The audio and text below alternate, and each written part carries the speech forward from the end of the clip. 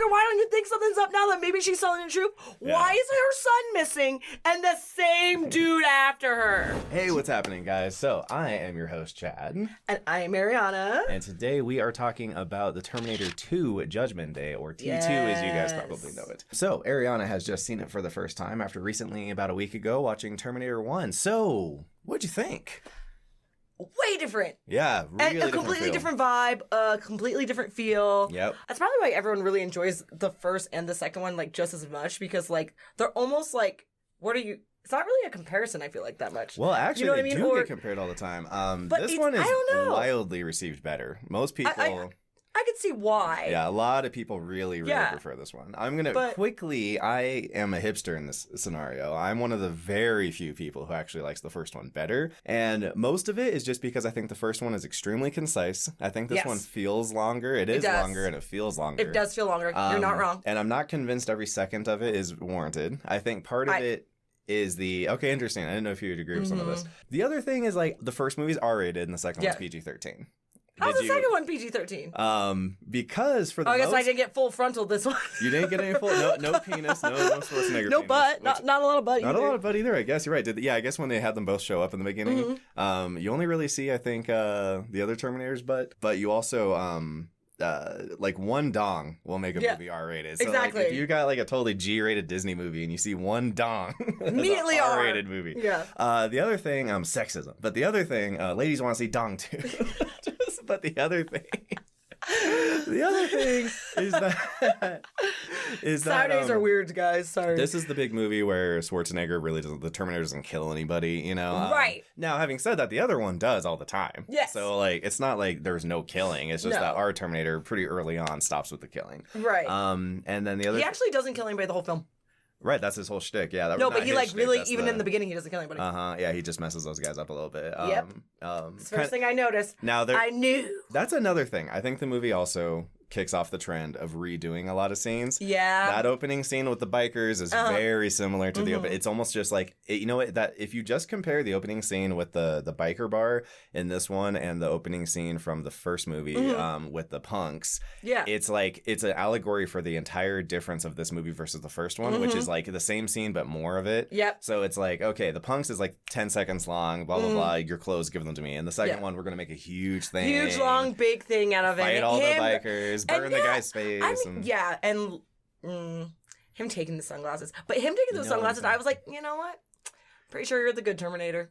Oh, how interesting off of that. Okay, I knew. See, that was the thing I was concerned about. I literally I was thinking about it. I was like watching it, and I was like, he hasn't killed anybody. He hasn't just straight up killed it. There was no thing. He just ripped someone's heart out in the first one. I was like, this is a good Terminator. And then the second one drops. And I knew in, okay, so that's fascinating because I knew in the first one you had said, man, I thought he was a good guy for some reason. And I was like, I hope she doesn't get tipped off too early in the second one that's what the whole switch up was. And now you knew it, but having said that, looking at it, do you feel like they did an interesting job with trying to sell you that he would still be the bad guy? Because I think what they did smartly was that the other guy shows up, he's also thin framed, kind of like Kyle Reese was. Yes. So that makes you kind of think, okay, he feels like he's like him. Also, we knew that the Terminator's whole thing is that he has no personality. It's just like, you know, where is John Connor, blah, blah, blah. Where is Sarah Connor? Kyle Reese was the one who seemed a little bit more human and kind of more cognizant. And this Terminator has all this like personality in comparison when when he's running and stuff, but when he's talking to people, it's like, hey, I'm looking for John Connor, you know, have you seen me? Definitely involving him. I thought his drop down too seen differently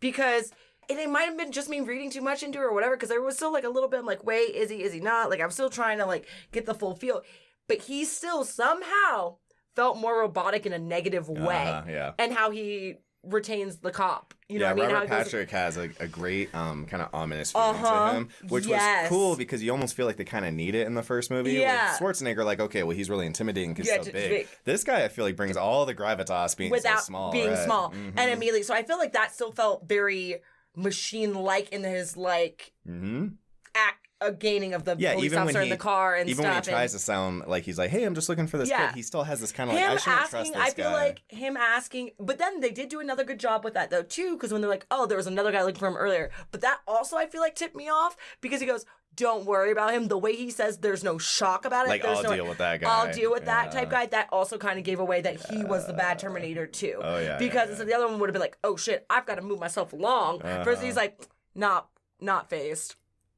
You know what I mean? Oh yeah. There's like no. Yeah. But he did it well. He acted his pants off. Yeah. Another little thing is, for me personally, again, a lot of people, this is what they like about the movie, but like a lot of the cheesy things come from this one. If anything in the first movie is cheesy, it's because of lack of resources, but they don't purposely really try to make anything cheesy. But the like, like obviously now we're doing a boy and his dog with a kid and his Terminator. Yeah. And so it's like, try to smile, and he's like, oh, maybe you don't. And it's like, that's obviously just like a joke. And it's like, it's the Terminator. I don't know if I want him to be cracking jokes. Right, exactly. And then like the, I said not to kill anyone, they'll survive, or they'll live, and the hasta la vista baby, like, all that stuff. Those are all like lines your dad will like say because they're memorable. Everyone remembers these lines and these scenes, but for me it was like all of that's in the second movie, so a lot of the kind of like, hey, bring the whole family to come watch it starts in this movie. But having said that, a lot of things are quite a bit better though. Oh yeah. Right off the bat, obviously budget. That's very obvious, very apparent. The T2 looks fucking dope. I think it was such a cool idea. And it was smart if you are going to play the game of like, how do we top what we did in the first Terminator? Yeah. This style of a Terminator was such a cool idea. And, it was. And very unexpected too. And used him so creatively too. Yes. You could have done nothing with it and he could have just had blade hands the whole movie. Blade hands. But the fact that they have him like cloning people and he can get away, like if he touches them, he literally was the floor at one point. Yeah, he was the floor. Like, that was funny too because I was like, wait, he hasn't touched that guy yet. How's he gonna turn into it? But the guy steps on him. I also thought, I will say this, where they kind of got me I'm a little confused about a little bit too with that whole scenario. It's when he latches on their car and John picks up that piece and throws it back. Because I thought that was going to be utilized at somewhere. Like he's going to turn into John for some reason because he touched him. But and he didn't. What? So that was like... Well, but it's almost a fake out of him not turning into John. Rather, he turns into Linda Hamilton. That was almost... I thought that was predictable though. Okay, fair enough. To get to John. But I thought like that was going to have more meaning that he picked up the piece of Terminator and threw it back. Because they kind of feel like they make a bigger deal out of it. I think the reason that scene's made a big deal is to showcase that like any individual part of him can basically go back and like find him again. That's what I figured. And so when they have the redo, very thing-like, isn't it? It's extremely thing-like. When they have the redux of, again, this is another scene that they do from the first movie. Big chase scene with a truck. Now instead of fire, it's the nitrogen truck that explodes. So we kind of do the same but opposite. It's like that's exactly. I was like, oh, they're on a staircase. Again. No, it's that. Yeah, you know what I mean. No, they're in a machine place. At the end again with like her leg where she's hurt. It's the same place Reese was hurt. It's like, hey, what do we make here? Oh, we make we make lava here. That's we're just gonna make it lava. We're the lava factory. But, it's lava. But it's like the same kind of thing. It's like now it's like, oh, he exploded. He's on fire. He's dead. Oh crap, he's not. Now it's like, oh, he's frozen. He's dead. Oh, yeah, crap, I thought for sure. Yeah. But now they've kind of also established, because of like John picking up the hand and throwing it back, that like, like if he just gets into any kind of position where the stuff is mildly functional, it's gonna get back. It's gonna get back together. And the first one was like, oh, he's unkillable because he's so tough. This one made it like, no, he's legitimately unkillable. Yeah, that like, how the hell do you? I was like, oh, so it's nitrogen. Like, there's gotta be a reason it's nitrogen and not like gas in this tanker or whatever. Well, because if it was just fire again, it'd be like, oh, you really just did the same thing. So they had to like turn it on. I didn't even think of it that way. I just thought that was gonna help, like if it's coming, because I thought that's like the only way you could possibly die. My only weakness. How did you know? And then I guess you could just burn up. And I'm like, I don't understand how any of this works. Now, like, no one at me. I was bad at chemistry. I don't know how this shit works. No, but I mess with the idea that if he's liquid metal and he's in something hotter, then he just never gets a chance to kind of but then it has to stay hot. Well, no, because then I think what could happen is like if that whole vat cools or whatever, then now he's just like perma-trapped inside of this big. And also it could get so hot, it could actually like fry his, whatever. I don't know how this works. This is me kind of doing a thing I always hate, which is like apologizing for the director. But it's like, I think that they try to sell you that this is just too much damage for him to take all at once. And he's taking it on like every molecule of his body would be so hot at that point. Yeah. So if it's a fire, then maybe it's like, that's just not enough. But this is like such a, like, this could kill anything kind of thing. Got you. So I'm like, okay, I F with it. And then they reiterate with like the, good Terminator now jumping into it. Yeah. And so, just a quick cap of, what happens in our movie. It's really, we hit a lot of the beats from the first one, but they're just kind of different. So we kick off with the two guys showing up mysteriously. Yep. They obviously don't want you to know yet. They both start chasing down John Connor, so a lot of that feels familiar. But now we're spending more time splitting between. It's not just one Sarah Connor. There's now two Sarah Connors. Right. Sarah's stuck at the mental institute, I guess is what that is. It's a prison. It's a mental. It's it's a mental institute for criminally insane. Yes. Right. This is Arkham, and we get to see our favorite guy again, the old psychiatrist, criminal psychologist. You like him more or less in this one? Was he just really great or really, really great? I fucking hated him yet again. Gosh, he's so bad. Bro, so it makes sense that Sarah would end up in something like that because she went to go blow up the computer factory. Like, that was good because I was like, how the fuck did she get in there? Like, like when he was in foster care, I was like, why the fuck is he in foster care? Like, what's going on there? Terrorist, basically, well, it'll do it to you. Yeah. I can see it behind you. And we know she's right later on. Exactly. You know, I kind of enjoy how they did that too. So it was like, it wasn't like John was just always believed his mom out of the gate. So that gives them a little bit more of a tortured relationship 100%. And builds a little bit more of like why he's... them more. Yeah, their characters more. Because this was never a normal situation, never a normal relationship from jump. So and it's a question you maybe don't think about in the first movie at the end. You're like, and now you're like, oh yeah, that kid would be growing up all fucked up. And it would be weird. My mom, complex, my whole life has been talking to me about. I'm the savior, and there's no way any of this is true. Yeah, right? Yeah. No, so her being there and like, he's like, you're just telling me what I want to hear. And I was like, well, yeah, I'd be doing the same thing. Also, I probably would never have said anything from jump. I know like you're using that as your reasoning to get out of jail, but you saw how Reese was treated the first time. I feel like you should have learned that for that. So it's kind of like, and then you should have just faked from the beginning. What I would say on the other end, though, is that if anyone was going to maybe be like, maybe we should look into what this girl's talking about, it's specifically him because of what he survived. So this is where I'm getting to. Yeah. So I'm trying to like just not skip over parts right now. Yeah. But so then when the cops are there, like, we know you know him. Yeah, motherfucker, why don't you think something's up now that maybe she's telling the truth? Yeah. Why is her son missing and the same dude after her? Well, and what do you think happened in the police room? Bro. Like, did that guy go home before all those guys got lit up? I don't remember that. I mean, maybe I was I'm not going to lie to you. I was upset when the new Terminator didn't take him out when they're in the hall. I'm like, look, motherfucker. And I wish they would have just scanned back to him just a little bit for a little bit of valid. I hate him. I hate him. And again, though, that makes me go back to how cool the scene is. When like finally they both are descending on John first. Yeah. And then the homie's got the flowers. And shit, shotgun. Yeah. And you're supposed to be thinking like, he's going to kill him. And then it's like, no, it's not fucking. And then homie looks like the thing. Like you said, his chest exploded and everything. And that sound he makes, so like the screeching when he gets hit. And so, same. Another interesting thing, too, with this movie and the previous one.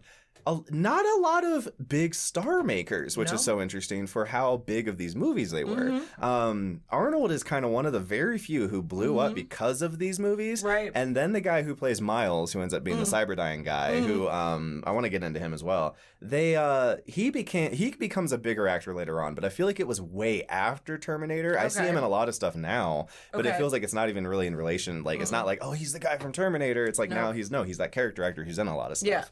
Yeah. But like Linda Hamilton's career kind of went nowhere, it feels like, after this. And then the kid, you would think that would be a star vehicle to make him like a child actor, at least as a child actor and everything. And like, no, I can't name another movie that's like, oh yes, I don't know what I forget his name. I used to know it, but I totally forgot. I mean, I don't even know what it is. He kind of had a Jake Lloyd situation, if I recall, where he kind of like it. The fame didn't take well to him, if I remember. So I think some of that might have been a part of it. Yeah. But it's fascinating to think about how big and just culturally relevant and the cultural staying power that these movies have over even something like an Avatar, which made a bajillion dollars, but like no one ever quotes Avatar. No. You never hear anyone being like, oh, this reminds me of that thing in Avatar, or like, remember in Avatar? Oh, Jake Sully. Like no one talks about it. But Terminator gets talked about every day. I've never thought about that. It has zero cultural impact. Because that's also the same movie over... It is. No, it is. Floater and Gully. Yeah, it's Dances with Wolves. It's The Last Samurai. It's 100%. So I think it's very so that is true. Maybe that's what it is, but because I don't necessarily hear Dances with Wolves reference drops all the time either. No. Except in like film circles and Last Samurai kind of do, but not like super culturally relevant. But this movie was like that's also massive. Tom Cruise though too.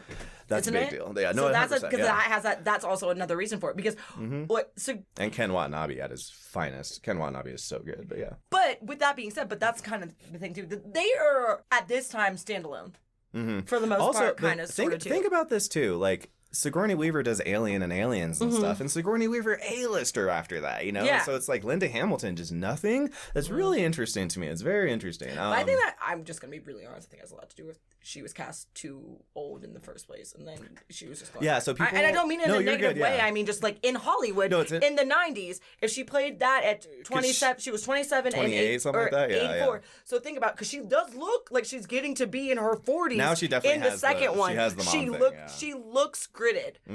So that might have a lot more to do with it too, because let's be real, this is the 1991 Hollywood. But I would counter though that Sigourney Weaver wasn't a spring chicken in Alien either, you know, and so she's kind of like, I've known her as an older lady my entire life, basically. Sigourney, but what? Yeah, maybe she, you know, honestly though, because she doesn't look that old in Heartbreakers. I haven't seen Heartbreakers, so I don't know. I think Sigourney Weaver is in Heartbreakers. She is, because she's the one in Avatar, right? She is. Yeah. I would also argue though that like Sigourney Weaver is like a tier 1 actor, and I don't think I necessarily get that from Linda. That's fair. But now that we're on Linda though, let's talk about her for a little bit. Now, how do you feel about them now leaning into that transformation? I mean, really a totally different character. It is, right? Yeah. and I think she's a badass. Yeah. I just think, I don't know, man. I feel like she's awesome. She's badass. She prepared her son to a certain degree, but they took I feel like a lot of motherhood, a lot of motherliness was taking out of her character that probably would have stayed in a little bit more with a little bit. That's the hard part though, because I do think there's something interesting to say there from the movie's point of view of saying that like if you've spent all of your energy being hyper paranoid about like this war that's coming, then there's a possibility that the maternal stuff to you feels like weakness, that you're like, I want to avoid, and I needed to just prepare this.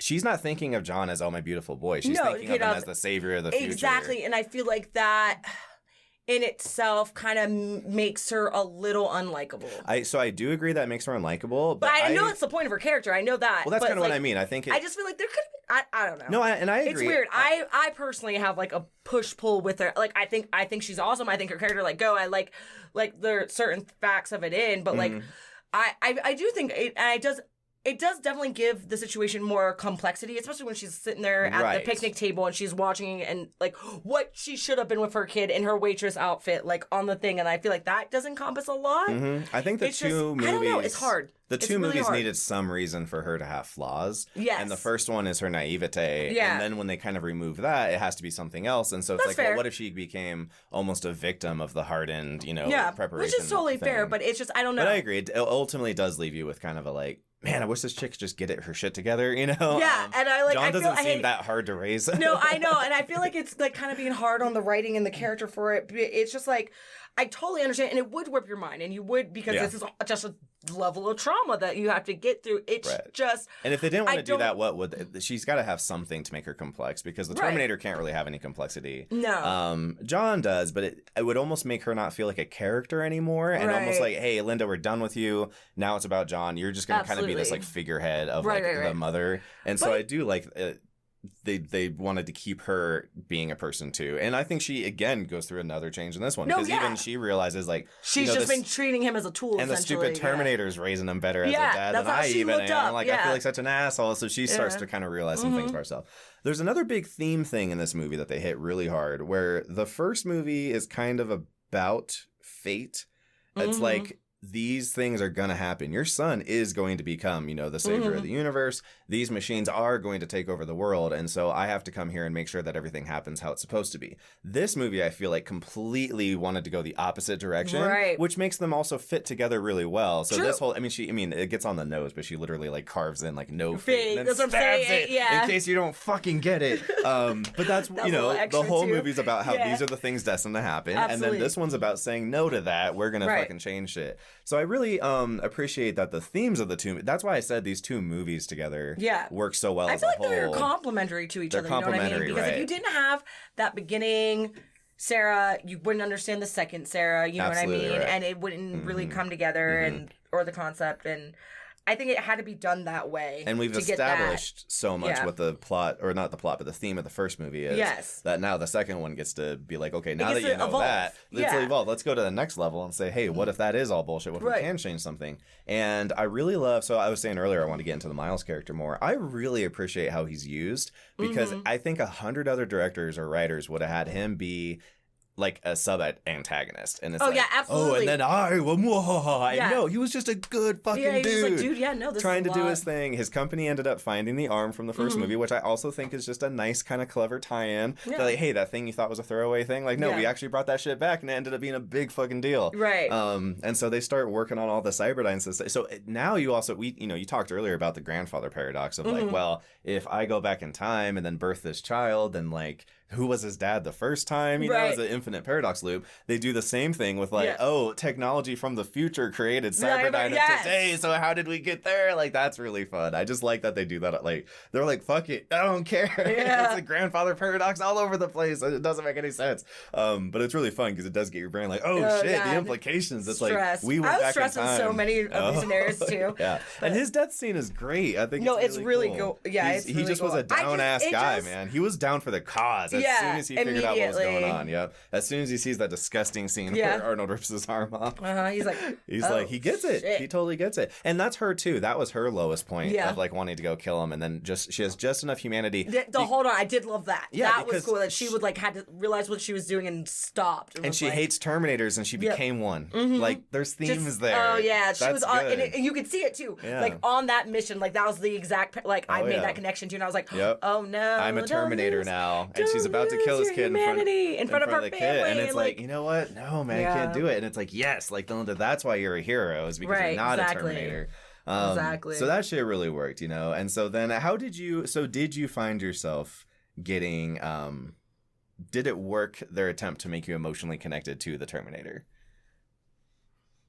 No, because I felt like they were trying to do that to me, and it was pretty hard, right? And it was hard. I felt like after really they tried really hard to like personify it, but that's what kind of sucked, because we talked about in the first one. It's like the cool thing was they were never trying to personify. You know what I mean? Yeah, like put those human qualities on the Terminator. So then they were forcing it because he was programmed to take care of John. Like, I kind of get it, but also I was like, I'm not buying it. Now, the thing that works the best for me with that, I guess, is the idea that like the fact that John got so much work done mentally kind of on a Terminator is part of the evidence that there's something is special about John. And so John, like, he's very capable, and even at a young age he was able to get so much kind of life out of a Terminator. Right.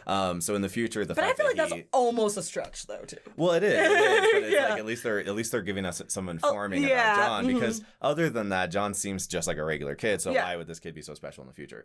Now, as far as it not working, what I would say is that there's concepts we talk about with this where it's like the difference between showing me two characters fall in love and insisting that they're in love. Right. And a lot of movies have this issue, especially like romance movies, where the two people are you don't have any chemistry on screen, and then at the end of the movie they're like, I love you too, and it's like you're insisting that they love each other, but I'm like, when? Where did that happen? How did you develop And as much as I love The Matrix, that's a thing I've always said with The Matrix, is that it's very like Trinity says at the end, that like, oh, the Oracle told me that I would fall in love with the one, so you can't die because I love you. And you're like, when did that happen? What? Is that off screen? What? Okay, cool. All right, fair enough. So that happens a lot. And so in this movie, I do feel like there was a bit of trying to insist on like, no, look how likable and how fun the Terminator is. And again, I think a lot of those jokes that to me come across as cheesy feel like they're part of that schmaltz that they're trying to layer onto the Terminator to make you, to kind of manipulate you into saying that like, oh yeah, he's really likable. And I think maybe if they had put a little more effort into making that stuff not so cheesy and actually work. But having said that too, a lot of the cheese I think also just comes from sensibilities of a time. 100%. So when I said, for as much as a lot of that first movie I think is not aged, well, actually I was talking about Silence of the Lambs still holds up. That's kind of what I mean with this one, where some of that stuff doesn't hold up. Is those are sensibilities I think we have evolved past. I agree. And we wouldn't do those things the same way, writing-wise. But not to sound like super negative, I think the movie kicks ass. Oh yeah, I mean, and there's a lot of just like, again, the action is so. In the first movie, like all the action is pretty much like kind of you've seen it. The special thing is metal guy running around. But in the second one, I mean, still to this day, it's very creative. A lot of the scenes are so creative. And one thing that was very smart was this was the cutting edge of CGI technology.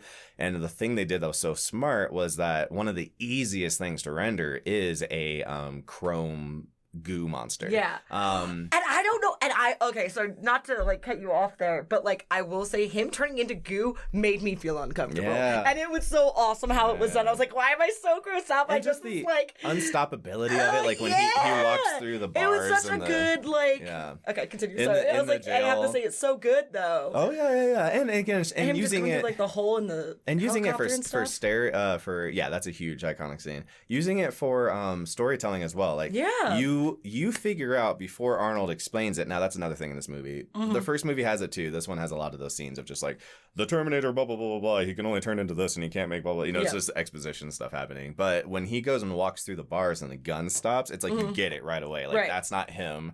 He can carry things, but he can't turn anything else into goo. Right. It's just him. Like, I can get with that. I'm with it. Also, the bladed weapons, because he can't, you know, he's made out of, liquid metal, so he can't make combustion, gunpowder and stuff. So no shotguns. It's just going to be blades, which are also just a much more visceral way to kill people, too, though, which also kind of adds a level of scariness because Arnold runs around shooting people all day long. Right. They almost underutilize the fact that he has a massive frame. And so this guy getting to be up close and personal. And, like, that obviously gross scene. He stabs the dude through the eye. Like, so that shit's nasty.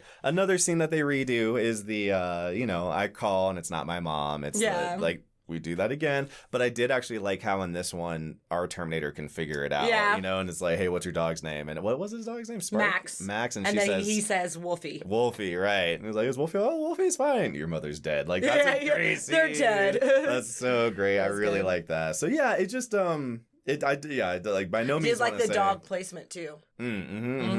As a two-parter, if you almost appreciate them as like one kind of like 2-movie series, that's kind of how I give a really high grade to the two of them together. And for being an Arnold Schwarzenegger vehicle action film, it's like he's made Commando. There are movies that there's no subtext, there's really no themes, it's not very interesting, and the only reason that you would like it is because you're like, the action's fucking cool. But I think these movies add a lot. They do, and I enjoyed it a lot.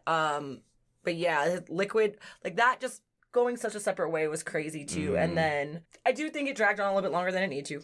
Right, yeah. There's the first one. But also, whatever. I don't know if there's any specific scenes I would completely cut, but I'd probably shorten most of them. I feel like the entire scene at Cyberdyne I was going to say the same thing. Yep. Less. It goes for fucking ever. Yeah. And I do absolutely think it'd be shorter. It is also kind of a fun... it's cool, though. Well, I was going to say the scene where he goes and has to take out all of the millions of cops and he can't kill anybody. It's like, how is he going to get out of this one? And he's like, watch me, basically. It makes up for that it isn't violent by being creative and cool to see him just like launching these fucking canisters into their chest and knocking all these cops out and stuff. And it also helps because it gets to reinforce that he's a badass without making you feel like, oh, well, he's not killing anybody. What a loser. Like, no, he still feels like a total... Like, absolutely. It's more badass that he had to do it without killing them, which is kind of cool. And especially because he could. It's like the accuracy and everything else. Yeah, so God, that'd be so tight. Like, he can hit everybody in a leg to not hit an artery because he's that, Yep. That shit can't happen. So that's... And then also, like, he's not affected by tear gas. And so he's tear gassing all these cops. Absolutely. Like, so it keeps you on his side while also thinking he's a badass. So just really, again, both of these movies scream really well done fundamentals of filmmaking. But any of the issues I have with this movie probably have to do with like the issue you're always going to have with derivativeness when you do sequels, as well as, and I think that's the thing too. For all the stuff that a lot of people hate about the follow-up movies that didn't exist, because there's only 2 movies, as we all know. The hyper derivativeness that those movies have, I think a lot of that starts in this one. Okay. And so they're all like, oh, we want to do what the second one did. So we're also going to, and like 5 movies in, you certainly don't want to see any more fucking, like we're redoing the same joke and the same story and the same this, that, and the other thing. They just do the same shit over and over. Also, I think the story gets told. I think this is a perfect place to end it. We're like, no, we stopped it. No fate. It's done. The first movie is about the future that's doomed, and then we stopped it and we saved it and we're good to go.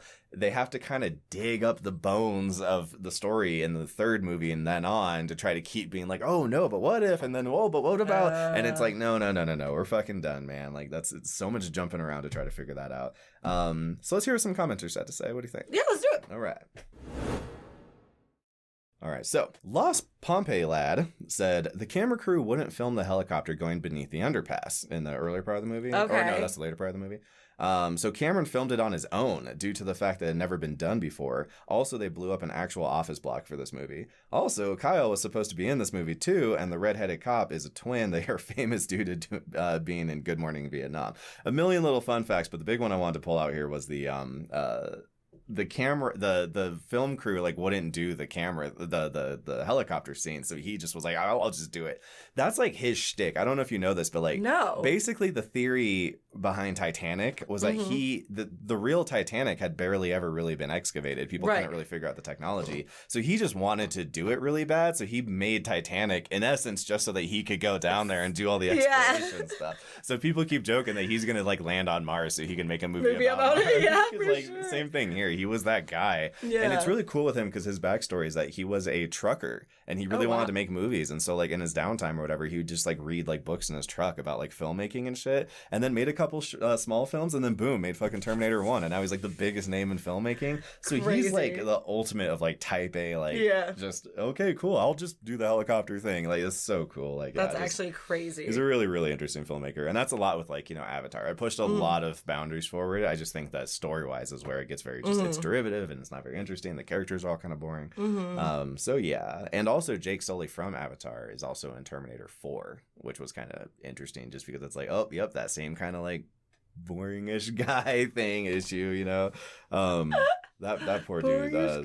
Yeah. All right. So Marshall Street says, when the T-1000 transforms into Sarah Connor clone, and when Sarah was watching herself play with toddler John Connor in her dream, it was actually actress Linda Hamilton's twin sister Leslie Hamilton. She has a twin, an identical twin, and so I think someone else points it out too. Let's see. Oh yeah, here we go. It's Jay Green. The mirror scene when Sarah's taking the chip out of Arnold's head. Yeah. What it is that there's a hole in the wall. There is no mirror, and it's Leslie on the other side of the hole in the wall. Talk about mirroring her image. Making it work.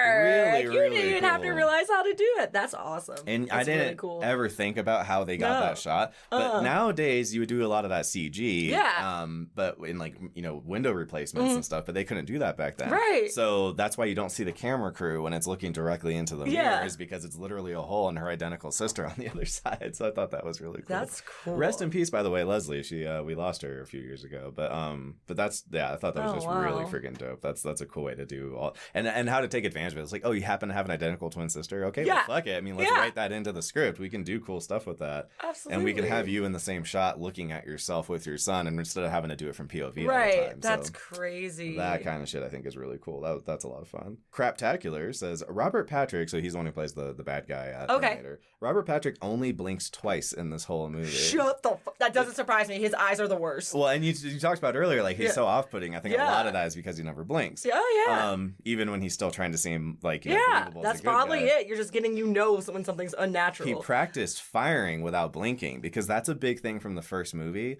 Just watching it for the first time, I don't think I ever noticed it, but editing it, I was like, oh my gosh, the Terminator blinks constantly every time he shoots the gun, he's like, every time. And there's a lot of slow-mo shots, especially it's the one when he shoots Ginger. It's in slow-mo and it's like every time he's wincing because it's a real gun going off. It's hard. And you're like, it's a Terminator. Why would it blink? Like, why is it flinching? Like, no way. And he's like, every time he shoots it. So yeah, Robert Patrick, I mean, he looks like a badass running, just going bam, bam, bam, bam, bam. Like that. And he really practiced it cool. up. That's insane. No wonder he's so off-putting too. No, he was sick, dude. Yeah, Robert Patrick, man. Crazy. Not enough credit. That guy was fucking legit. He's kind of more now of like a Comic-Con kind of circles guy. Yeah, I couldn't even tell you what else he's been off the top of my head. But also, we all know I'm not educated. You catch him in other stuff. You catch him in like side characters from things. Same thing with the guy who played Kyle Reese. Forgive me, I forget his name. But he was in like one of the new episodes of like The Mandalorian, like the Star Wars show and stuff. So you catch these people in these kinds of like bit roles and stuff. But it is surprising though they didn't launch a lot of new like that's crazy for being such a big deal because it's not like Arnold was the best actor out of everybody, but he just has so much presence. He has so much raw charisma without necessarily being like a super talented guy. Right. He just has a lot of charisma on screen. Became a governor. And 100% he became my governor at one point. And then the last one here is Joanne Polly wants to bring up that the biker bar scene was right across the street from where the LAPD beat up Rodney King. Now I gotta verify this, but she's saying that they were filming on the very night.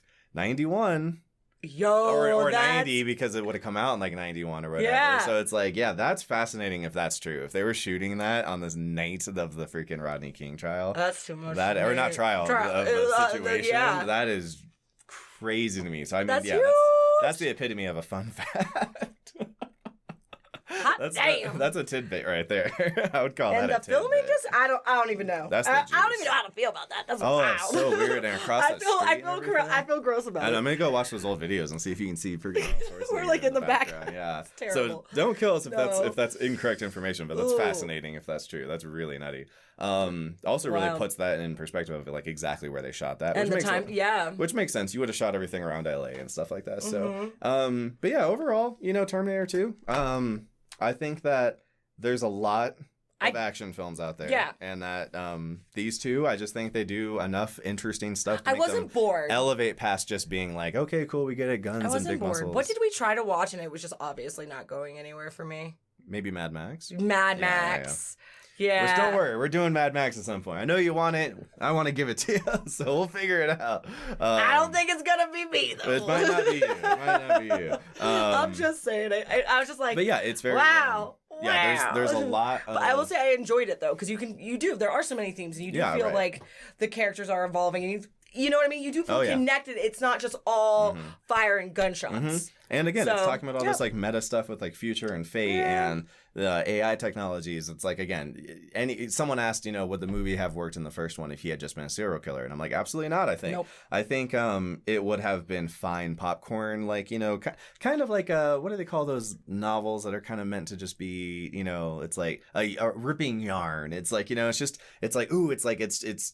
it's kind of cheap and smutty and easy to read and fun. Novellas. So yeah, a little, 90% of Stephen King novellas, they're just kind of meant to like read on an airplane and like, ooh, that was ripping and fun, but I'm not going to talk to anybody about it after. Right. It's not about anything. Right. And that's what it could have been, and probably would have been like, played in syndication a lot, and people would be like, oh yeah, that Terminator movie, that's kind of fun. And there were a lot of competitors that came out that tried to rip off the Terminator that were just that. And so this one, I think, bringing so much of the other stuff in, I think it's the kind of movie that sneakily snuck into a bunch of the minds of the average male because of it backdoored in through the cool, it's a Terminator shooting people factor, but the reason it had staying power is because it wasn't just that. Absolutely. Just like The Matrix, it got to backdoor its way into the cultural consciousness via I know Kung Fu. Right. But because of all of the, like, do we know what reality is? That kind of stuff is why it has staying power and a lot of its contemporaries didn't. So we're in a simulation. Because we are in the freaking simulation. I don't know whose, it's not mine. I've been Chad.